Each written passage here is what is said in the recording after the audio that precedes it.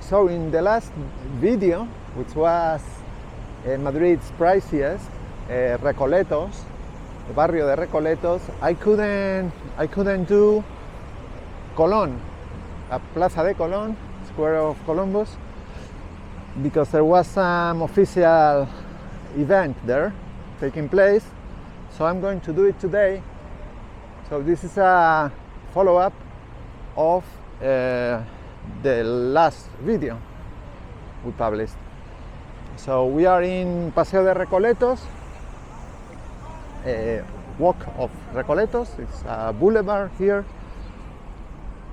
On that side, it is the neighborhood we walked through the other day.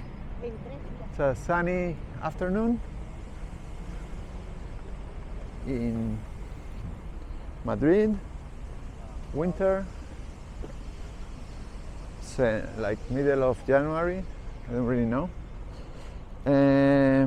Okay. There are many things to comment here. And the title of this will be The Pride of Madrid, because of the things in the gardens in Colón, and maybe some of the statues or plaques around here in Recoletos. This is a very nice stroll.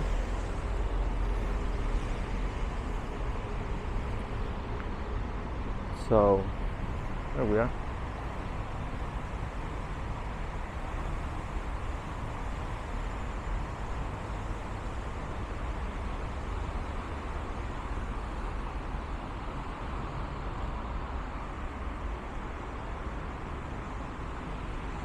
Madrid to the refugees, 2019, this is very recent, something probably political, to identify the people who come here as economic migrants rather, to make money so they can have a better life, but they are wrongly identified as refugees by people interested in that.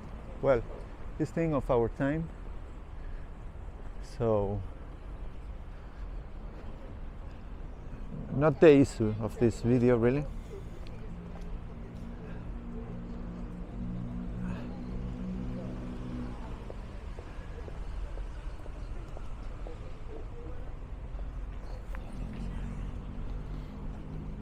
But refugees deserve a recognition as well.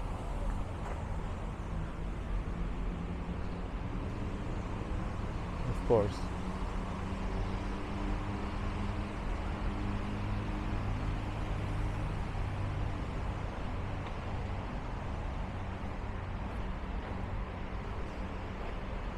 That building in front, that's the palace of the Marquis of Salamanca. He's the banker who promoted the building of all these Recoletos and beyond in the 19th century. He developed all these lands that were agricultural land or lands of the monasteries and all that. So all these Salamanca and Chamberí boroughs could be built. That's from Plan Castro in 1860, and throughout the second half of especially the end of the 19th century, beginning of the 20th, it was made. So this man had this palace, huge palace. He made a lot of money. He was from Malaga. He was not a marquis.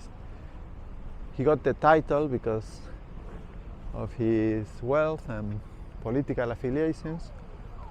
He was exiled a couple of times, and he died totally bankrupt. He lost everything at the end. Took risks, lost everything, but all this Salamanca remained. We'll talk about that later, maybe not, but we do the Barrio de Salamanca proper. That was his house. Okay.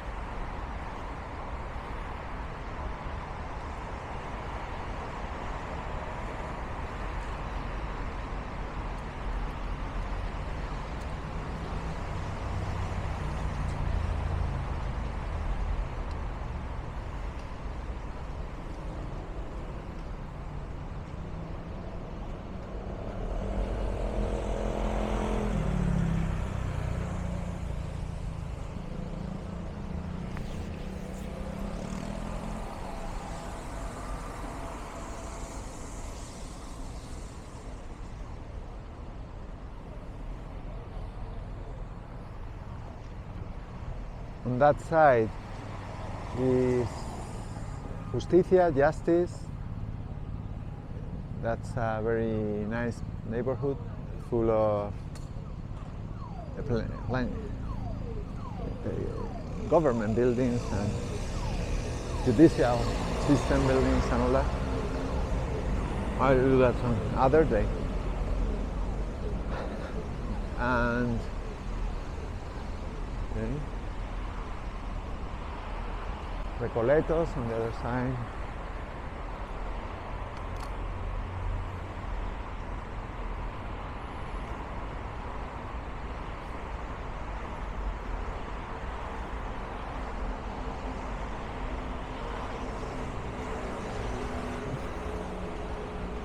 This was entry to the train, to the Cercanías train. It looks closed now, Recoletos. There was a station here. There still is. It's not as much used as it used to be. There it is. They're doing something, fixing something. Or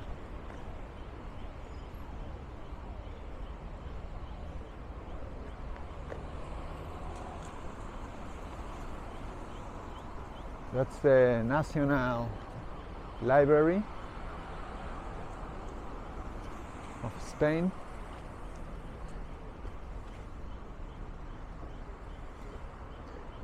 Where the convent of Agustinos Recoletos was once, until 1837 or so.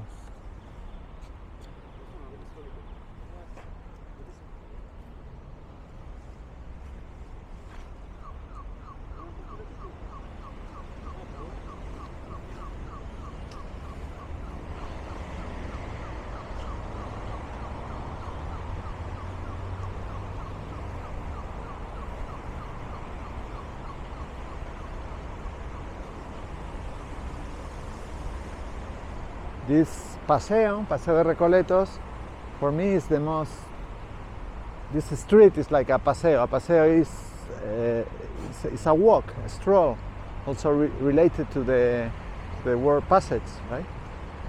Paseo. And one of the relations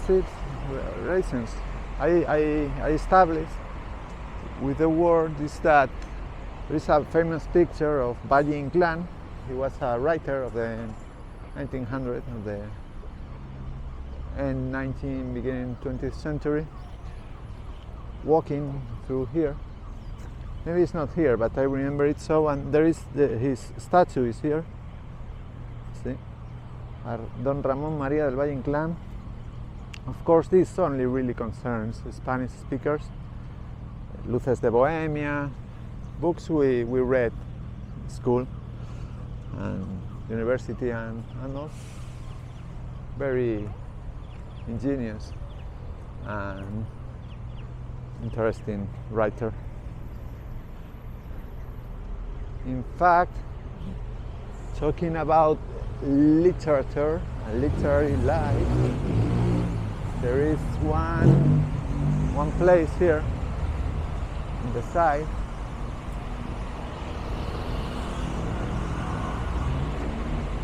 Okay, we passed it already. This is Café El Espejo. Oh, it's back there. I lost it. It's Café Gijón.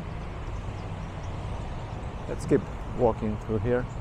In a video in English, it doesn't really make much sense to talk about Spanish writers unless they wrote world-famous novels. There are not so many of those.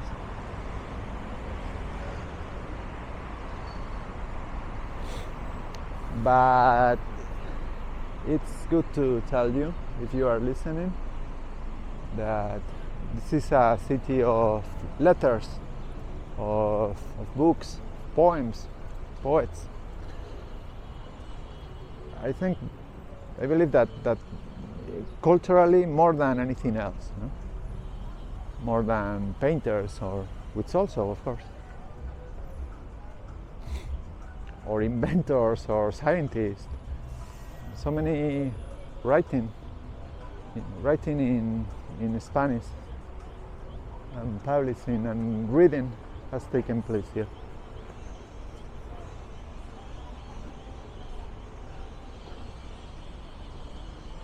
Yeah. And that's where the books are.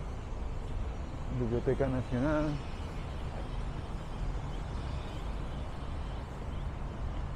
See, you are able to visit the museum part, exhibition part, which has classicals there, first editions and so.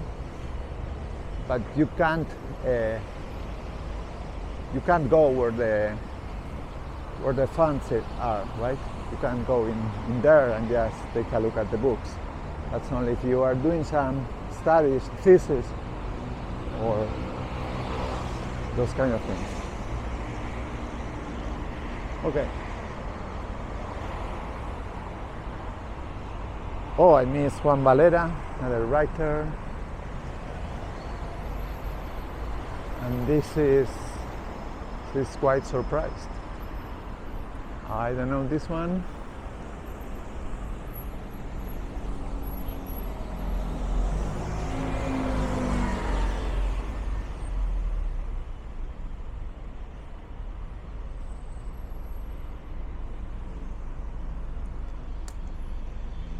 Vamos por ahí. Let's go this way.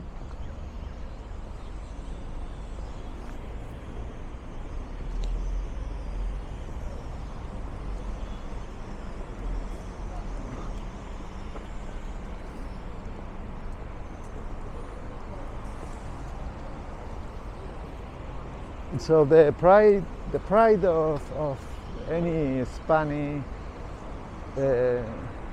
any common Spanish at least, I don't know, throughout history has been this event of the discovery of America, discoverment.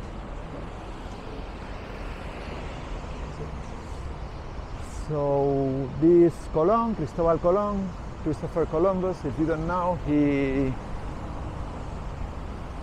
supposed to be Italian. He never said where he came from. I mean, it's a mystery up to date. It's only that at some point in the 19th century, the Italians, the Genoese, right, made their case, and that became kind of the truth in Italy, but also in Anglo-Saxon countries, in America and all that. But he was probably not. He was not Italian because Italy didn't exist properly. He might have been Genovese. Might have been a Genovese from Sardinia, or he might have been from northwestern Spain, Galicia, or maybe Portuguese. I think the most probable thing now is that he was a nobleman who fell into disgrace with the King of Portugal, especially. There were revolts there, and many nobles were imprisoned or killed even. Many noble families, Braganza's side in Portugal, and he probably was part of that, although probably born in Spain, no? There were DNA tests that were to be conducted and announced, like with this thing of the COVID thing, they were postponed, and I don't know what happened. Or maybe I just say this because I'm Spanish, and if I was Italian, I would support that he's fully Italian, of course, like spaghetti carbonara or pesto alla genovese. But that's not the issue. He was someone who didn't reveal his origins publicly, and there are many things that were not revealed publicly on the Discoveriment of America event, because it's possible that he knew all along where he was heading. Okay, before he discovered, or his discovery, yeah. So, okay, which is something interesting. No? There are so many theories, but how he reached those Caribbean islands and then seemed to know the way back, because just a couple of months later he was taking the north central Atlantic current towards the Azores. From there he returned to Spain, to Europe. So that's interesting. But anyway, if he knew the way, he had to prove it, and if the place, the continent was known, or that there was land there was known, because Colón didn't actually realize throughout his life that this was a complete, big, new continent, although he suspected it.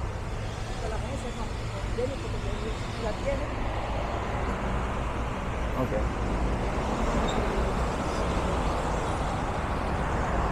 But Columbus was the captain, of course,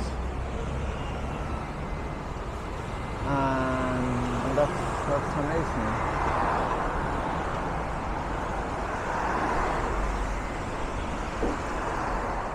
But the crew, the ships, the funding, the enterprise was Spanish.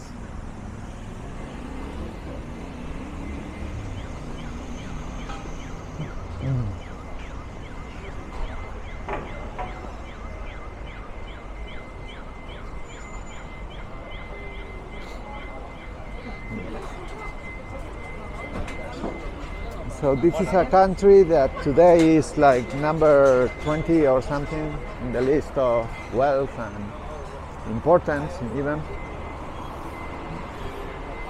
Although for many people it's more, and for other people it's non-existent probably.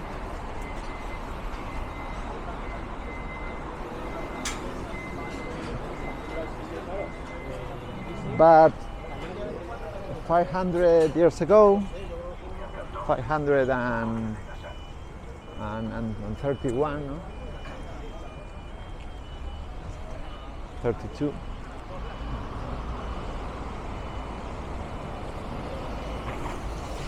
We discovered America. That's how we see it. And this Colón Square is dedicated to that, to the discovery of America.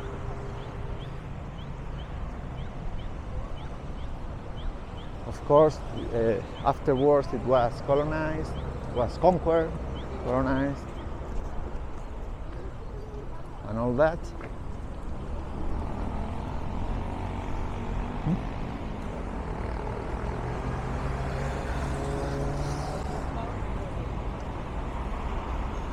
That's La Castellana, Paseo de la Castellana starts here.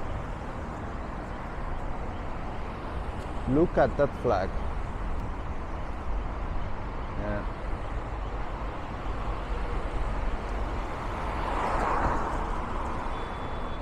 That's the largest flag of Spain there is.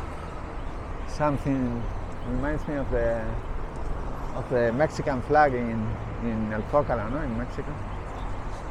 This is something from the 90s. There was no flag there.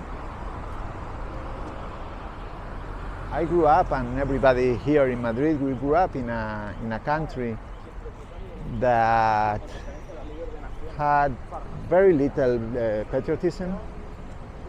I mean, very, very little, almost none, which was okay, in part because it gets tiring, no? When you have the flags all the time and you are this and you are this and they remind you constantly. I mean, you are really a human being more than a national of any nation or city. But you are also a plant of your garden. Yeah, an animal of your land. So well.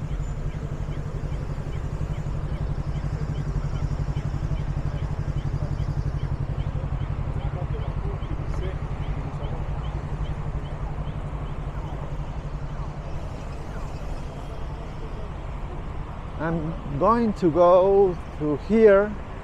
Oh no, it's closed. So I won't. But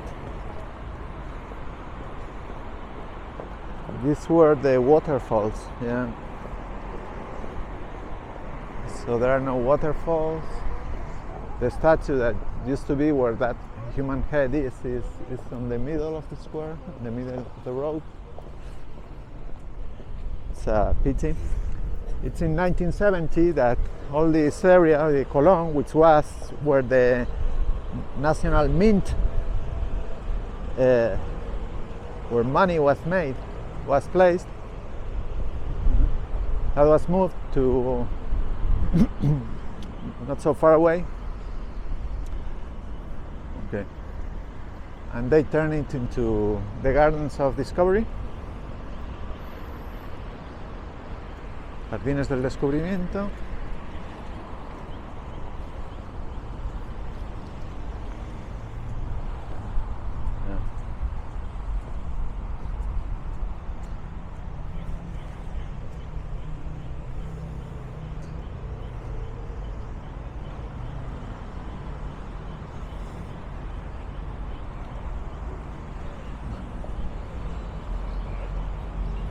It's probably something related to feminism, because it's now like our great pride at feminism, probably, or religion, rather, I don't know. But it's the message that it leaves, no? Like we had a country and it was slightly changed, but that happens. So here it is. This is Colón. There used to be many trees here, but they retired them. It looks more bland, the square, than it once was. Still they do events here. Paddle for the fans, for the players, for the game. Come on and play paddle.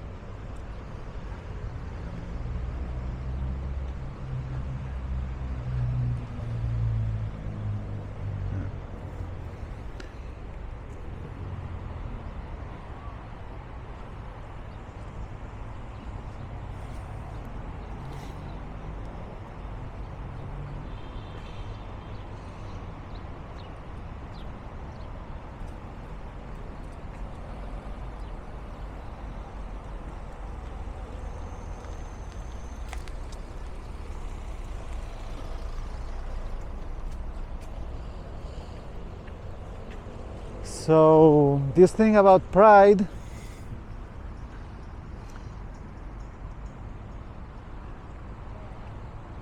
yeah.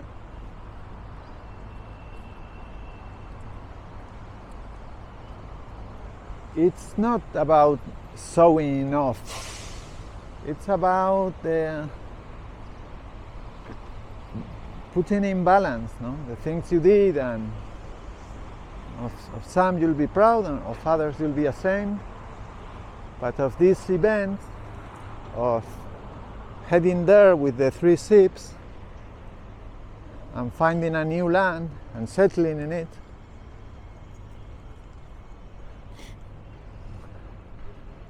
Not if there were so many ugly things later, that afterwards, that humans do to other humans, to nature also.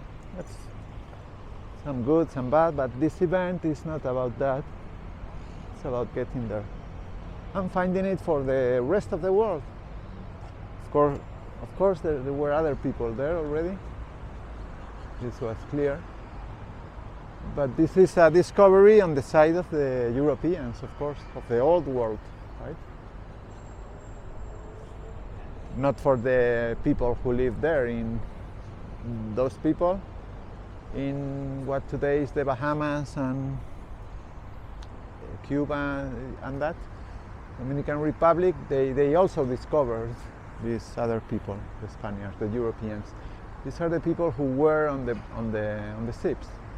Cristóbal Colón, Juan de la Cosa, Pedro Alonso Niño, Diego de Arana, Rodrigo de Escobedo, Pedro Gutiérrez, Rodrigo, Sánchez de Segovia, Juan Ruiz de la Peña, Diego Pérez. Yeah.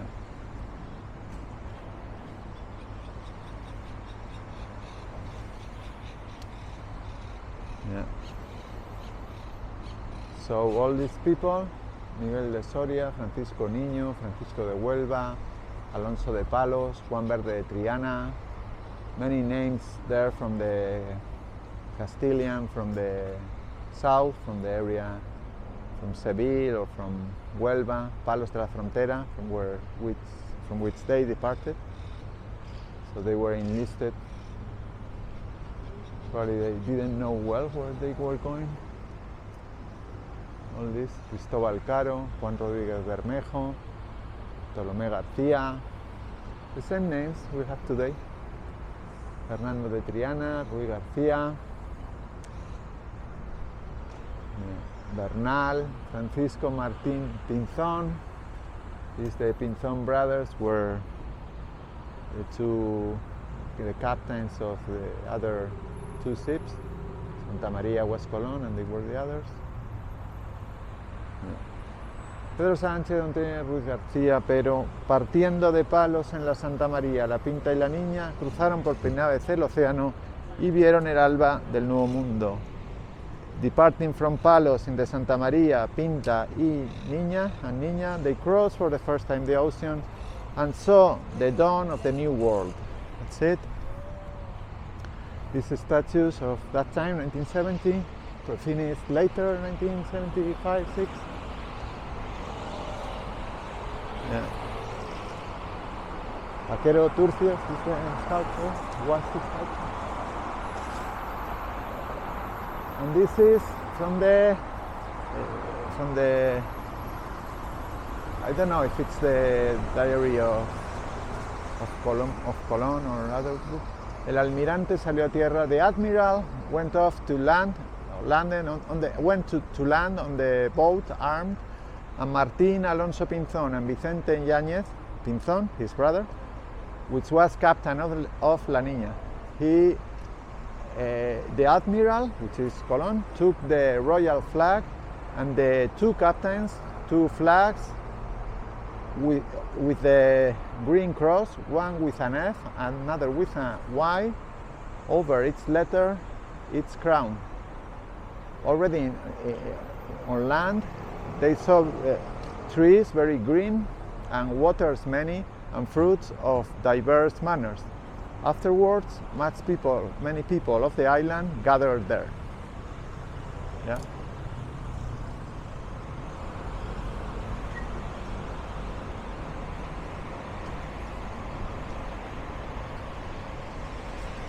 Here are engraved these sculpted rather these dates, different events. Hernando Colón, that's the son of Colón. This is one sentence. Allende el trópico del Capricornio, beyond the Tropic of Capricorn, it is found, there is the abode more beautiful, because it's the part most high and noble of the world, that is the paradise on earth, paraíso terrenal. Cristóbal Colón, that's his letters to the kings, right?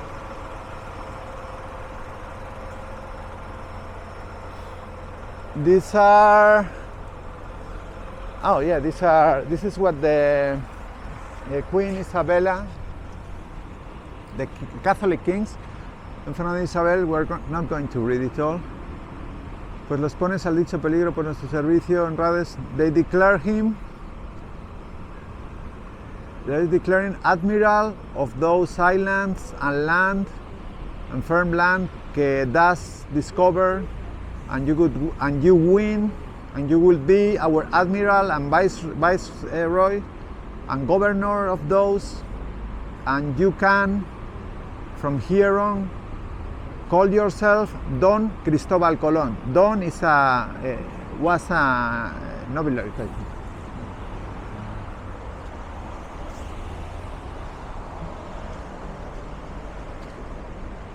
Okay. Vamos por aquí.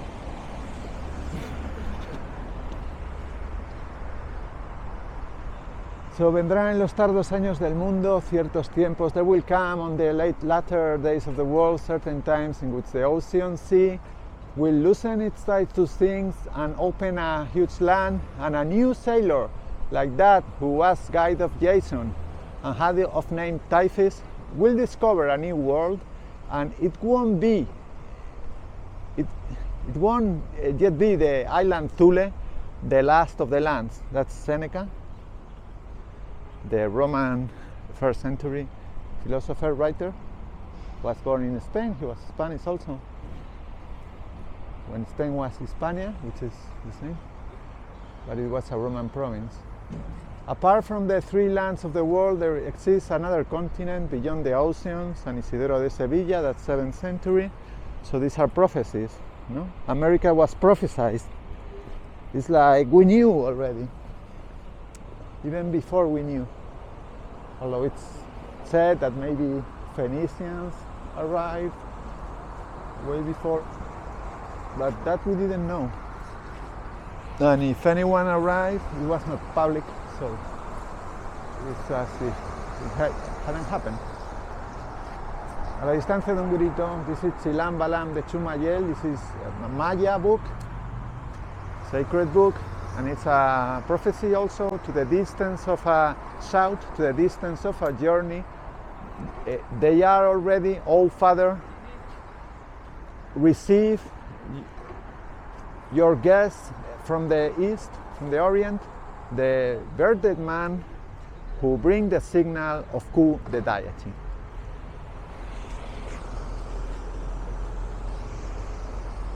The deity, yeah. So,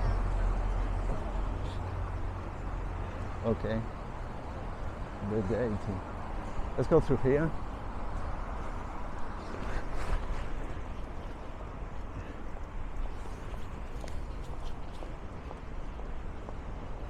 I don't know if they are beautiful, these things. I mean, it could have been something huge, like 100 high as a flag, at least something amazing, no? And that's what they hit. Isabel Reina de Castilla, Fernando Rey de Aragón, Fray Antonio de Archena, Fray Juan Pérez Diego de Deza, Luis de Santángel, Gabriel Sánchez, Juan Cabrero, Martín Alonso Pinzón creyeron en Colón, they believed in Colón, and they made possible the discovery.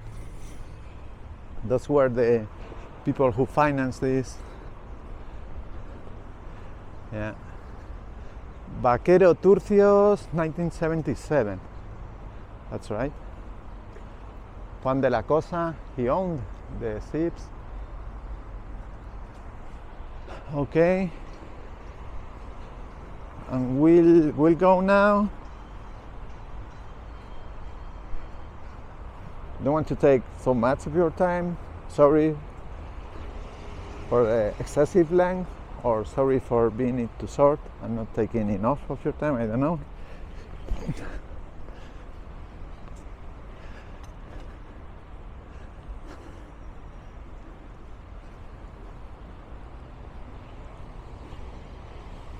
It's weird to talk to to people, but I'm talking to people I know, actually thinking in English speakers, right? English people who can understand this. And in the subtitles, anybody in any language can translate subtitles in YouTube and have it translated with more accuracy every day. So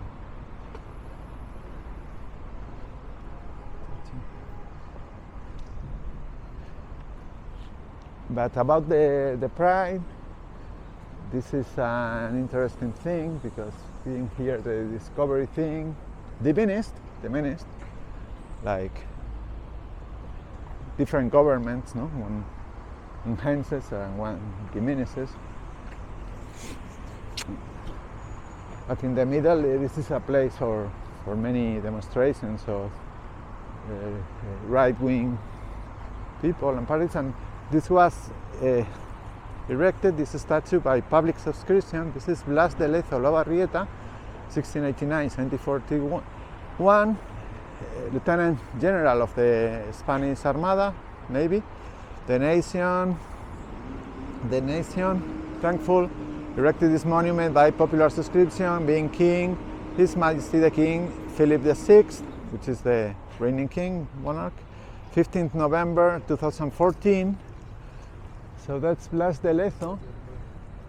He was a great hero, right, of the Spanish military history, because he defended Cartagena de Indias.